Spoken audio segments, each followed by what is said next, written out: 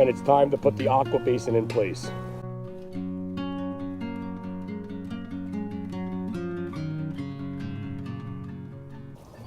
You take the pump like this, you put the low water suction on it, and then you put the pump down into the aqua basin. Make sure you have a rubber gasket on the fitting inside that we installed earlier, and attach the pump. Do you use a wrench on that too, no? Nope, just do this hand tight. This is the waterfall we built in the disappearing waterfall class. Let's see what everybody has to say about the class today. Who's here, Bob?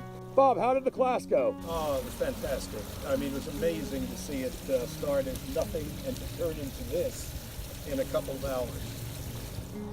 So, Bill, what did you think about the disappearing waterfall class today? It's the greatest thing, and I'm anxious to buy one of these. And you guys did a fabulous job. You did a fabulous job on my pond many years ago, so I'm getting psyched up to get this going. What was the favorite thing about the class?